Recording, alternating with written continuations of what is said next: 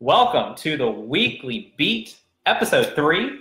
As always, I am Spenser. You can follow us on @TheWeeklyBeat on Facebook, @TheWeeklyBeatVR on Twitter. You can follow me personally @SpenserHunt on Twitter as well. You can follow me personally @Musa Matthew on Twitter and Matthew Musa on Facebook, but I prefer Twitter. Nah, you're not a Facebook guy. I'm not, but I'll do it for the show. Yeah, and we appreciate the sacrifice. Exactly. It's a big deal, and we appreciate that. But lots to get to today on the Weekly Beat. The beat goes on heavily this week. All sorts of news. Today has been just outrageous, and it's been kind of that type of week. So yeah. I think we need to get right into it. All right, and we're going to kick off with yesterday. Yesterday was a big day in college football world. It was National Signing Day, Part 2. Part two. You know, it's very interesting. National Signing Day, this used to be a circus all day long, and then we now have the early signing period, and that takes away a bit of the fun, at least on this day. But for me, my perspective is it's just 2 days of fun. It is, because early signing day is also fun. National Signing Day, good as well. And there was no shortage of stories coming out of National Signing Day. And we're going to focus mainly on LSU, of course, being local here. But before we get to that, I want to mention the University of Georgia. Because Nick Saban created a monster in Kirby Smart, and now he's going to have to deal with it. Georgia unseats Alabama's 7-year reign as the top class. They signed 7 5-stars, 15 4-stars, and 4 3-stars. I'll tell you, when early signing period happened, when I saw what Georgia did, I thought, man, they could have not have done any better. But I was wrong, because National Signing Day happened, and they did better. Kirby Smart could not have asked for anything better. Yeah, created a monster, and now he's going to have to deal with it. Georgia is going to be a team that I'll tell you what, this last season was not the last time we'll see them in a national championship game. Don't worry about that at all. And next year, I don't think it's any secret you're not going to have 2 teams from the same conference in the championship game next year. You know why? Because they're going to face off for that spot in the conference championship in Atlanta. That's going to happen. Anybody really not think that's going to happen right now? Maybe when we get closer, but right now that's going to happen. Right. There's a lot that you can learn from National Signing Day just across the country, in terms of the rankings. A lot of different things happen. Alabama 7th, which is their lowest since 2007 in over 10 years. Texas, USC all had good classes. So let me ask you something real quick. Yes. Do you think the rankings matter? How much do you think? They matter, but how much do you think? How much do the recruiting rankings matter?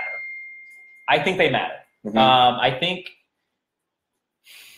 it is very telling about the coaching staff and their ability to bring the best talent to their school. Ultimately, does it tell me, do I suddenly think that because Texas was the 3rd ranked class that they're going to be, a top 10 school next year or the year after that? No, not at all. But it does tell me that their school is going in the right direction. Okay. All right, we'll move to LSU now. Dust has settled a little bit. Kind of had some time to you've had a day to think about it now. So with the day to think about it, I will go ahead and say this. Overall, this class is not terrible. It's not. It's just not. It's not what LSU's used to, and it's not what the fans wanted. Overall, though, it's a good class. It's not great. However, yesterday, National Signing Day, was terrible. It was a failure for LSU. Yesterday was a bad day. I'm seeing a lot of the word whiff. We totally whiffed on days where Kirby Smart tore the country apart. They had a huge day. We were the exact opposite of Kirby Smart, it seemed. And we'll get to how it wasn't necessarily as bad as it feels right now. But LSU finishes with a 15th ranked recruiting class, which is their worst since 2005. So it's been a while. That was Les Miles' first class, and they signed 13 guys in that class. They signed 13. They signed 22 or 23 in this one. Yeah, and all the way down to 15. You tweeted something very interesting yesterday. You said this is the feeling that LSU fans need to get used to. Why did you tweet that? Well, because it is. Because this is it's not so much a, I guess it sounds really negative, and it's not meant to be negative. It's meant to put things into perspective. LSU fans right now should be getting used to this feeling of disappointment, and they should expect it more in the future because next year is not going to be fun at all. It's just not. And you can look at the recruiting class coming in and see that they missed some needs. But look at the disappointment LSU fans have felt recently. Troy, a 30-point loss to Mississippi State, the chickening out on the goal line in the bowl game, and then you blow it after that. Yeah. Another loss to Alabama. And then signing day. It all felt very similar to those. So we should be kind of getting used to that, and you should expect more of that in the future. And it's not, I guess, it is a knock on the program, but it's meant to be put things into perspective more than everything sucks. So I want to touch back on that, but let's get to the actual, the class itself. We did hit some spots that we needed to, that were depleted, but we did leave some needs off. It's almost, to me, like it's awful, but it is almost laughable that we didn't get a quarterback. It's not just almost laughable. No, it is. You're right. It is laughable. It's terrible. No, it is that. It's terrible. It's terrible because here's the reason why. You have 3 scholarship quarterbacks. None of them really have experience. The guy who you're looking to be your second-string quarterback he was redshirted last year. And not to mention, one of these 3 guys is leaving after spring. I have no doubts. They're going to do basically what Brandon Harris did. And then you're going to be left with 2 scholarship quarterbacks. And you're a turned ankle away or a sprained ankle, a torn ACL away from having a walk-on be your backup quarterback. Let me tell you something. What is the one thing that anyone across the country can tell you that LSU lacks for the last decade? That'd be quarterback play. I was in a restaurant in Orlando during the college football playoff, and a Clemson fan came up to me and my cousin and said, LSU's trash, they've had a quarterback in forever. And I said, I can't argue with that. So the point is that every recruiting class, typically across the country, you try to pick up a quarterback. But if my biggest need, if the one thing that was keeping me from being an elite team to being a team that could qualify for the college football playoff, if that one position is what I need, I'm going to try to get one, probably one of the best ones. How'd that work out for And I'm not going to – no, it works out terrible, and here's why. Because they joined James Marshall way too late. They got in on him way too late. And it's just – that's not the way to do things. I'm sorry. I get it. They went out and they addressed the needs they thought they needed to address. But there should never, ever, ever, ever, ever be a class for any team where you do not sign a quarterback ever in the history of football. That should not happen. And not only does it happen, but it happens to a school that is in desperate need of a quarterback over and over again. So, but you're right. Quarterback James Foster goes to A&M. Part of the hard thing about National Signing Day is that not only did we lose guys, I know. We lost guys to teams in not only our conference, but our division. I know where you're going. And wait. It's easy to see why, too, though. Because you look. Mario Goodrich, 4-star cornerback that LSU wanted. They didn't get him. And where did he go? Clemson. James Foster, 4-star quarterback, who they thought was the best available quarterback left, and arguably he was, sent the entire staff, offensive staff, -1, to see him. They wanted him that bad. They didn't get him. He went to A&M, which was a shock because he was supposed to go to Florida State. Right. But who? Oh, that's right. Florida State? That's Jim Fisher was at Florida State. Is he still there? No. Where's he at? He's at Texas A&M. Oh. Well, some things just make sense, don't they? They made a huge jump in the rankings yesterday. They went from, I think it was in the 30s all the way to about 16. Yeah, right behind the Tigers of LSU. Exactly, which is just impressive considering it's his first class. You don't want to do that. We talked about Miles' first class. He signed 13 They are only going to get – that's the worst they're going to finish in recruiting class for the next decade, I would say so. I'm sure. And then there's Pat Surtain Jr. If you heard one name in Baton Rouge yesterday, that was the name you heard. This is the most frustrating thing about this. The fact that you were leading for this guy for 3 to 4 years. 3 to 4 years. With 2 head coaches, and he was still coming. And then in a month, you let Nick Saban swoop in and take him from you in 1 month. 1 month. Granted, maybe we all should have known better to think that when Nick Saban comes after this guy, he's not going to get him. And I've listened to a lot of different things. I've read a lot of different things. I've watched his announcement. I've listened to interviews with his father. And one of the things they keep saying is coach stability and championships. Two things that LSU does not have. Things that we were lacking. And things that Alabama does have. Right. And if you were if you were in his position, you cannot blame him.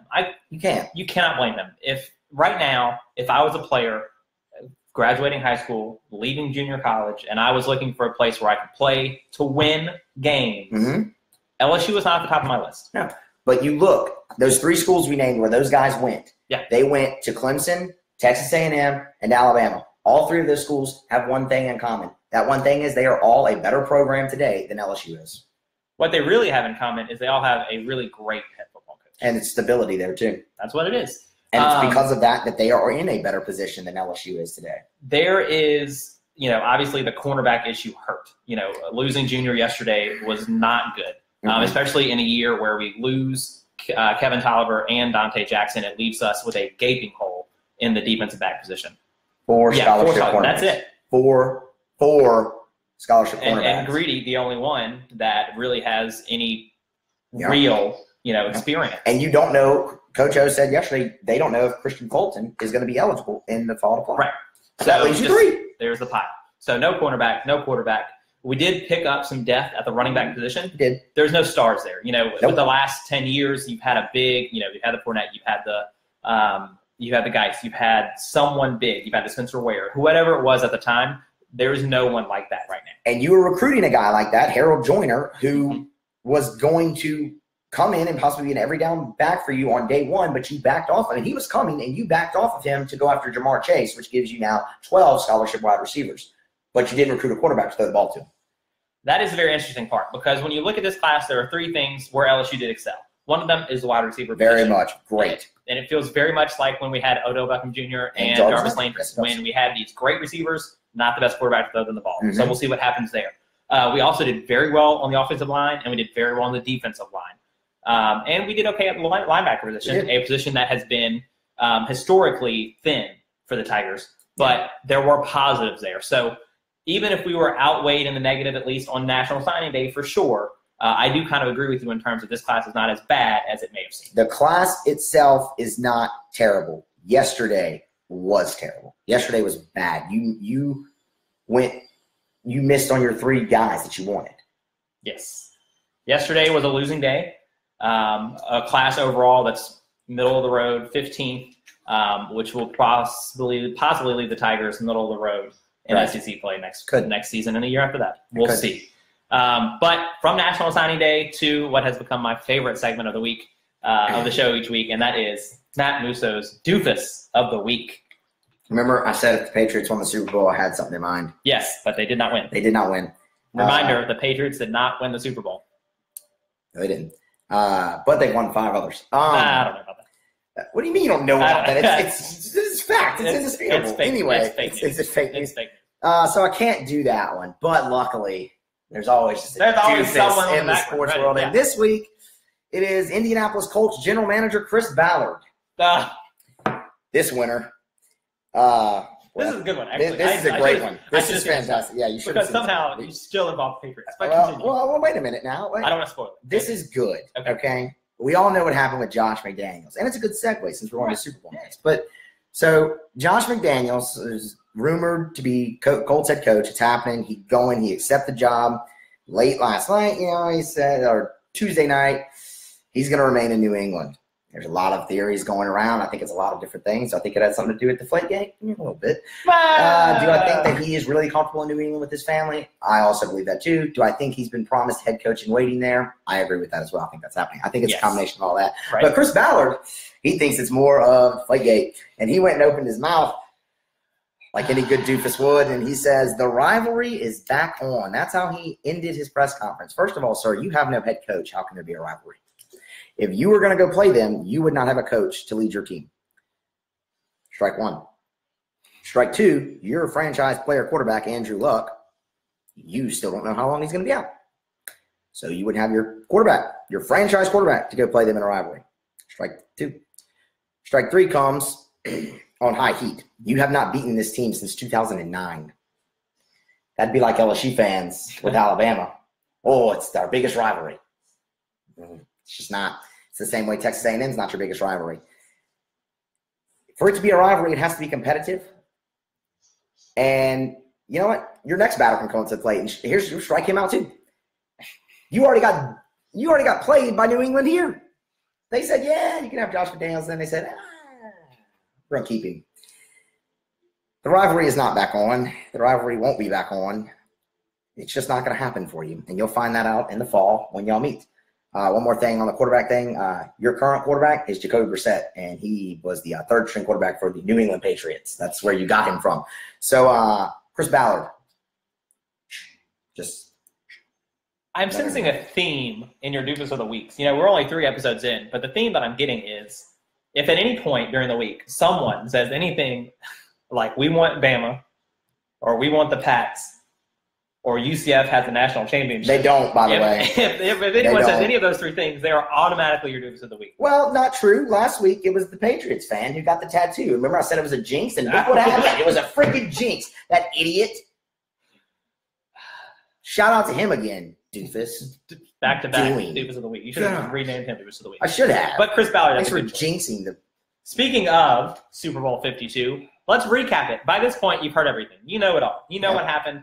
The Philadelphia Eagles, winner in Minneapolis. They beat the Patriots in what was one hell of an entertaining football game. It was great. I've gone back and watched some more of it, actually, and it was good reason. It was fantastic. You know, a few things that I think were the biggest indicators of why they won. Third down. They were 10 of 16 on third down. Very good.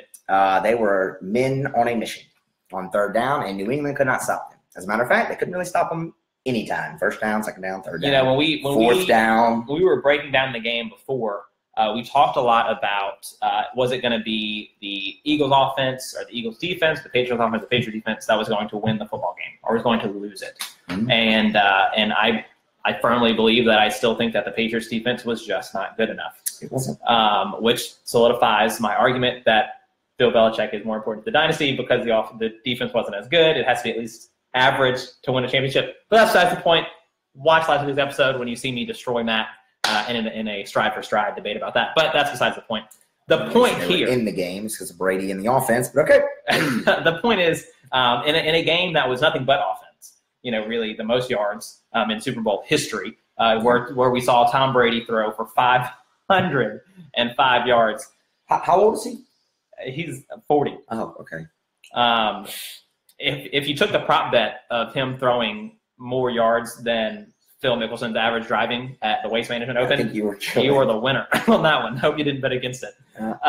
But you also saw Nick Foles, backup quarterback Nick Foles, go 28 of 43, 373 yards, 3 touchdowns, 1 pick that was not necessarily his fault. Was not his fault. And, by the way, a reception touchdown. In what will go down as one of the gutsiest play calls in Super Bowl history, alongside perhaps Sean Payton's onside kick. Definitely. Another thing, the 41 points they scored and the 538 total yards they had were all highs against the Bill Belichick defense in the postseason.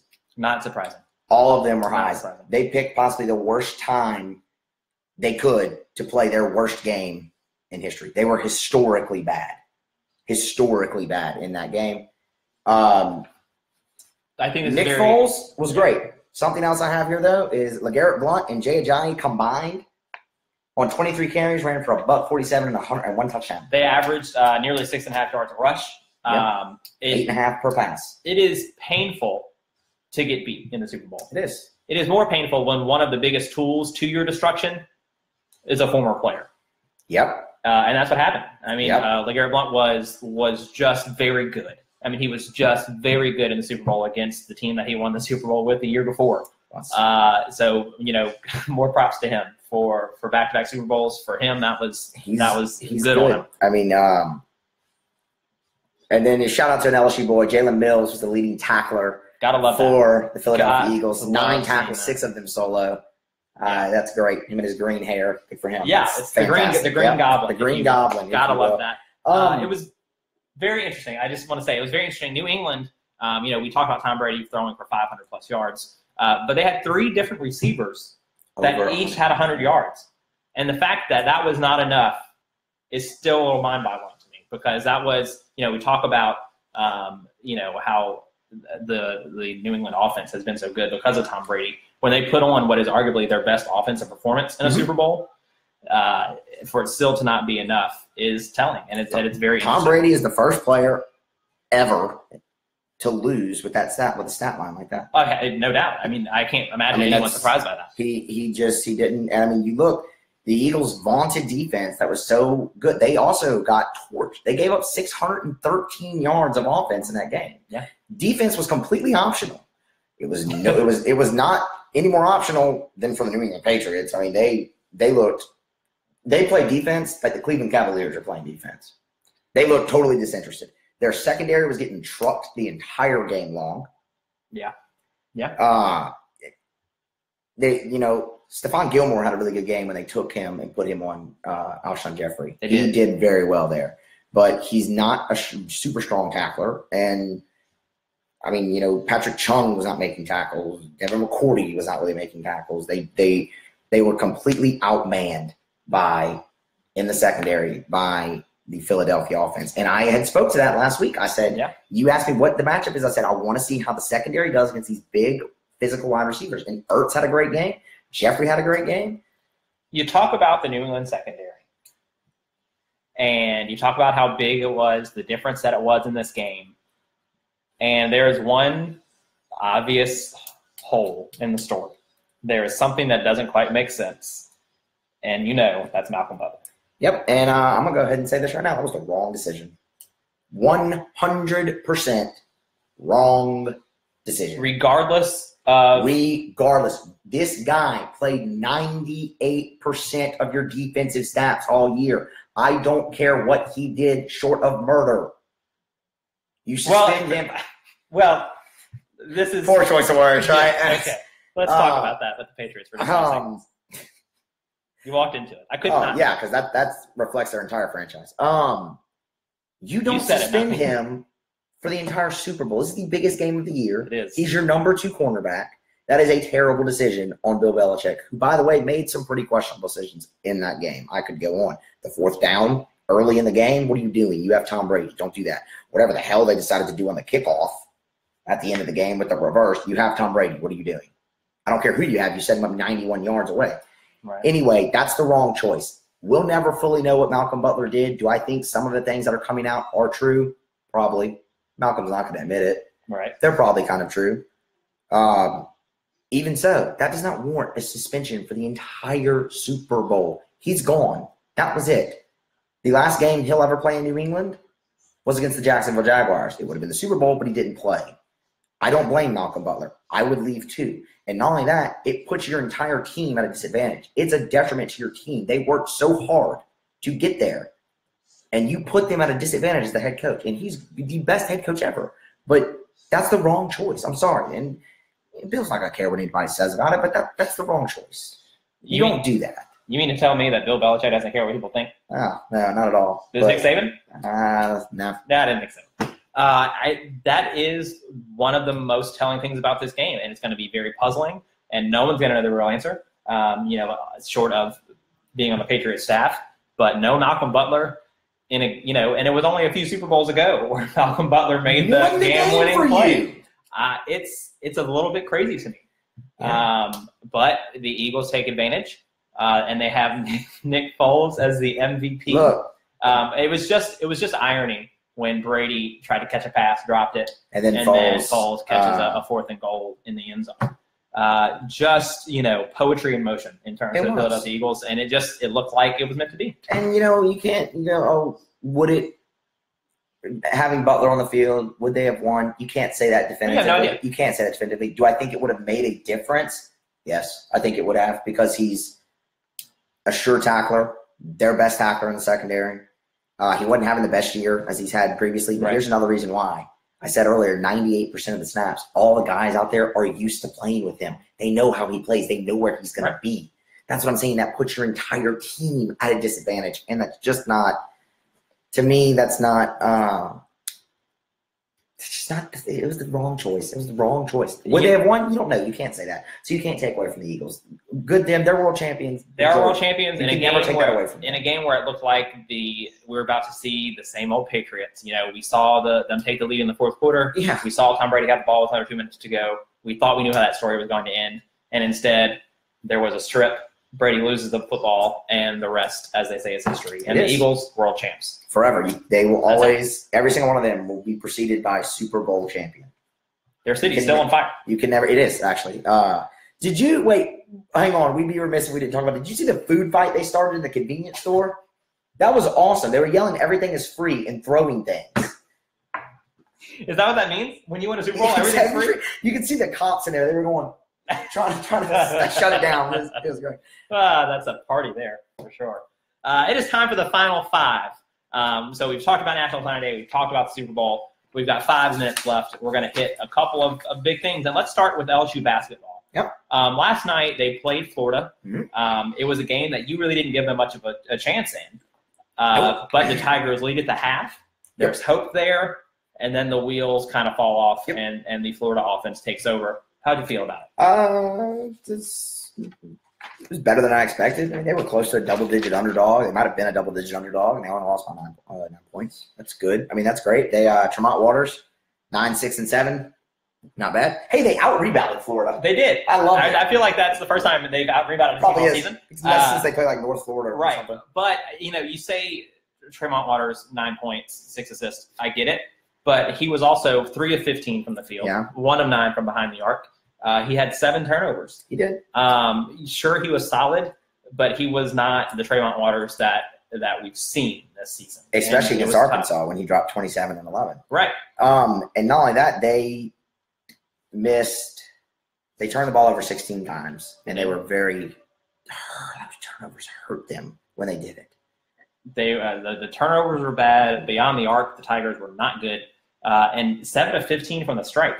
That's bad. That's terrible. I will never understand how you have a Division I scholarship to play basketball and you can't make a free throw. I'll just never understand that. LSU had nobody in double figures in that game. Florida had 3. Florida had 3 guys. And they're very perimeter-based. It was a really fast-paced game. That's not what LSU wants to play. And it really got fast-paced in the second half. And that it wasn't good for them. It wasn't a great matchup going in, but the Tigers fared well in the first half. Sampson lights up, 17 points. Yep. But if you would have told me going into the game that Sampson was going to be our leading scorer, I would have assumed that we lost. Ultimately, not anything against Sampson. It's not a knock on him at all. It's just not what you expect. And you look at who's been your leading scorer the past few games. It's been Tremont Waters or Drew Reef. Right. Exactly. With the Tigers moving forward with the rest of the basketball season, what do you see? What's the goal now if you're Will Lee? Get 8 wins in conference and hope you get an NIT bid. They think they can do it? Yeah, they can do it. They got 4 winnable games coming up at home. You just went through your toughest stretch, and it went how you expected. Yeah, I think you're right. A couple minutes to go now. I want to hit quickly. Their news broke today about a couple of new LSU football coaching hires. Who you got? Bill Bush is your safeties coach. That completes the staff for Ed Ogeron. That was the assistant that we all kind of thought Aranda was going to get once he stayed at LSU. Yep, and Bush has plenty of experience with David Aranda and Corey Raymond, who's going to now be cornerbacks coach. He's going to coach all 4 of them. Okay.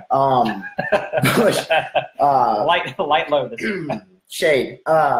Bush coached under Aranda at Wisconsin and Utah State, and Corey Raymond coached under him when Bush served as defense coordinator for Utah State. He's been a journeyman, 30-plus years. This is an Aranda guy, so that should just give that feels good. That should give you confidence. Like I said, it completes the Tigers staff. They have 4 coaches on defense, 5 on offense, and a special teams coordinator. These coaches are Ed Ogeron, head coach, Aranda DC, Ensminger, your OC quarterbacks. Tommy Robinson is your running backs coach and recruiting coordinator. James Craig O-line. Jerry Sullivan, everybody's favorite, is the passing game coordinator.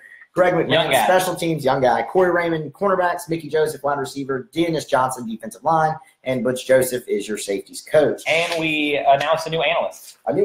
Offensive analyst, Doug Nussmeier, if that name should sound familiar. It's because he's been at schools like Florida, Alabama, and Michigan, helped Alabama win the 2012 national title. Did not have as great of success at Florida, where his offense finished no higher than 83. But keep in mind, he's not going to be your offense coordinator. He's going to be an analyst. He can't on-field coach. But he can assist and help game plan, and he's got experience at 2 different schools in the conference. And both of which you play every year. He's got to be 30 years younger than most of our offensive staff. Well, probably. I do want to, as time winds down, I do want to kind of touch on that LSU football staff and a big question that I think a lot of Tiger fans have. When we get the hire of Coach Orgeron as your head coach, we are sold on the fact that he is the best football recruiter in the game. What do you think now that the best he can do is 15? And really just O can recruit.